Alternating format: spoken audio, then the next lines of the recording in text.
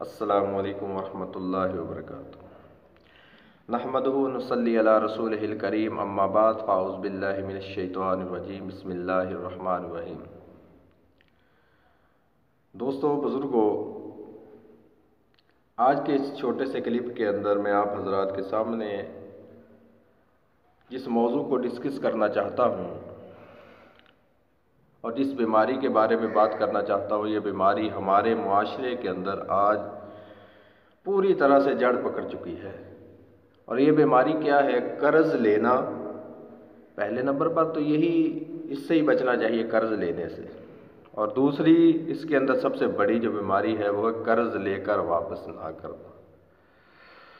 تو دوستو، اس کے بارے میں اگر یہ قرآن و حدیث سے پوچھا جائے کہ یہ قرض کتنی بڑی بیماری ہے اور کتنا بڑا گناہ ہے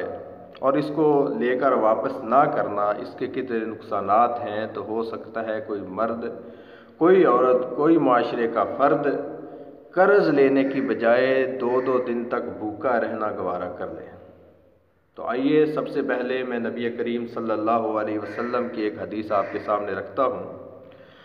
سنن ابن ماجہ کی روایت ہے، رسول اللہ صلی اللہ علیہ وسلم نے فرمایا، ایما رجل یدین دینا، کوئی بھی بندہ جو قرض لیتا ہے، مجمع اللہ یوفیہ ایاہ، اور اس نیت سے لیتا ہے کہ قرض کو میں نے واپس نہیں کرنا، جس طرح کہ آج کل ہمارے معاشرے کے اندر عام ہے، کمیٹیاں لوگ لیتے ہیں، کسی سے ادھار کوئی چیز لیتے ہیں اور اس نیت سے کہ چلو کوئی بات نہیں ہے، لے لیتے ہیں، دینا کس نے ہے؟ اللہ کے رسول صلی اللہ علیہ وسلم نے فرمایا کہ جو بندہ اس نیت سے قرض لیتا ہے، لقی اللہ سارقاً، جب اللہ کے سامنے قیامت کے دن اس کو کھڑا کیا جائے گا تو اس حالت میں کھڑا کیا جائے گا کہ اللہ اس کو چوروں کی فہرست کے اندر، چوروں کی صف کے اندر کھڑا کرے گا۔ تو کتنی بری بات ہے کہ اللہ کے حضور جب انسان نفسا نفسی کا اس وقت عالم ہوگا اور بندہ اللہ کے سامنے جائے تو بندہ چور ہونے کی حالت میں جائے، بری بات ہے۔ اور دوسرے نمبر پر رسول اللہ صلی اللہ علیہ وسلم کی روایت صحیح بخاری کی ہے، من اخذ اموال الناس، جو بندہ لوگوں کا مال لیتا ہے، یعنی کسی سے قرض لیتا ہے، یرید اداءھا، اور اس کا ارادہ ہوتا ہے کہ چلو ضرورت پوری کر کے میں اس کو واپس کر دوں گا، یعنی واپس لوٹانے کی نیت سے کسی سے کوئی قرض لیتا ہے، ادى اللہ عنہ، تو رسول اللہ صلی اللہ علیہ وسلم نے فرمایا اس کی نیت کی بنا پر اللہ اس کی طرف سے اس کا قرض ادا کر دیتے ہیں، مثلا اس کی مدد کر دیتے ہیں، اس کے رزق کے اندر برکت کر دیتے ہیں، اس کو اتنی توفیق عطا فرما دیتے ہیں کہ وہ اپنا قرض زندگی کے اندر واپس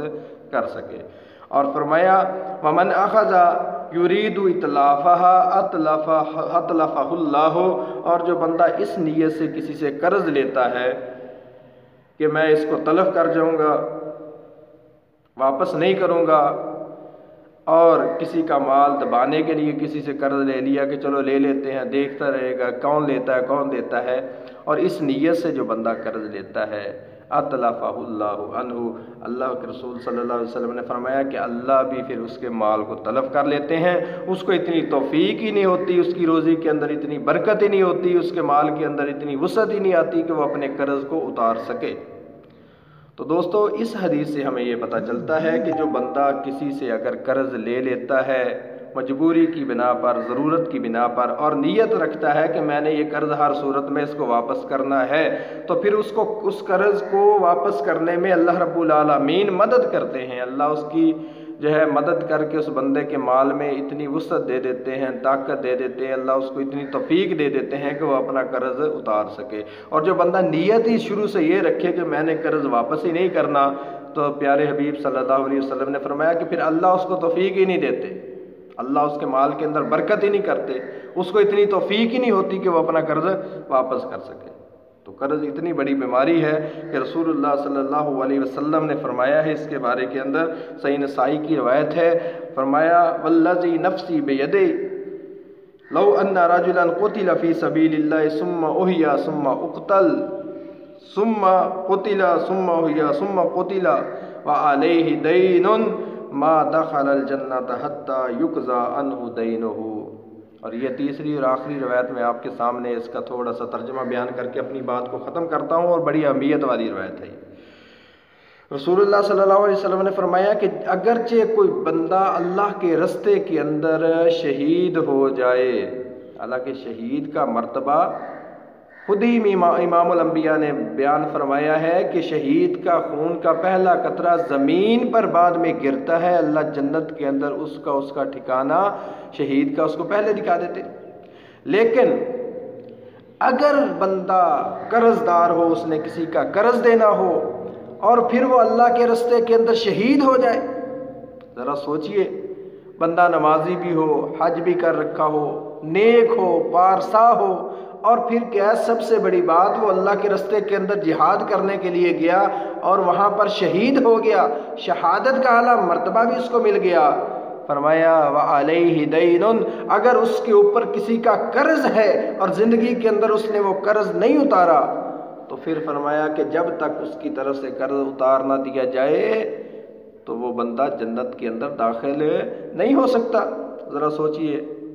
اگر قیامت کا دن ہو، ہم نے نیک اعمال کے کر کے ڈھیر لگائے ہوں اور اللہ کے رستے کے اندر شہادت بھی ہمیں نصیب ہو جائے اور شہادت کے مرتبے پر فائز ہونے کی وجہ سے جنت ہمارا مقدر ہو جائے، اور جب ہم جنت کے اندر داخل ہونے لگیں، ہمارا گھر بھی جنت کے اندر ہمیں نظر آ جائے اور فرشتے ہمیں جنت کے اندر داخل ہی نہ ہونے دیں اور کہیں کہ تمہارے ذمہ قرض ہے، اگر وہ قرض نہیں اتارا جائے گا تو اس وقت تک تمہیں جنت کے اندر داخل نہیں ہونے دیا جائے گا۔ تو سوچئے ذرا میرے بھائیو، تھوڑا سا سوچئے کہ جن وارثوں کے لیے ہم ساری زندگی لوگوں کا پیسہ دبائے رکھتے ہیں، قرض دبائے رکھتے ہیں، ادا نہیں کرتے، تو کیا ہم نے اگر خود ادا نہیں کیا تو کیا ہمیں اپنے وارثوں پر اتنی امید ہے کہ وہ ہماری طرف سے ہمارا قرض اتار دیں گے اور جنت کی طرف جانے کے اندر جو چیز ہمارے لیے رکاوٹ بنی ہوئی ہے اس رکاوٹ کو ہٹا دیں گے؟ تو میرے بھائیو، اگر زندگی کے اندر ہم خود ہی ایسا نہیں کر کے جائیں گے تو ہمارے وارثوں کو کیا ضرورت پڑی ہے؟ وہ تو آپس کے اندر آپ کا ورثہ جو ہے اس کو بانٹ کر اپنی عیاشیوں کے اندر لگ جائیں گے، اپنے کاموں کے اندر لگ جائیں گے، اپنی اولادوں کو پالیں گے۔ تو اگر قیامت کے دن اگر پکڑ ہونی ہے تو قرض لینے والے کو ہونی ہے۔ اس لیے اللہ رب العالمین سے دعا ہے کہ جو کچھ آپ نے سنا، میں نے سنایا، ہم سب کو اس کے اوپر عمل کرنے کی توفیق عطا فرمائے اور قرض جیسی اس لعنت سے ہمیں دور ہی رکھے، اور اگر کسی مجبوری کی بنا پر ہم سے کوئی ایسا کوئی کام ہو گیا ہے، قرض ہم نے کسی سے لے لیا ہے، تو اللہ جلد از جلد ہمیں وہ قرض اتار کر اپنے آپ کو جنت کا حقدار کہلوانے کی توفیق عطا فرمائے۔ وما توفیقی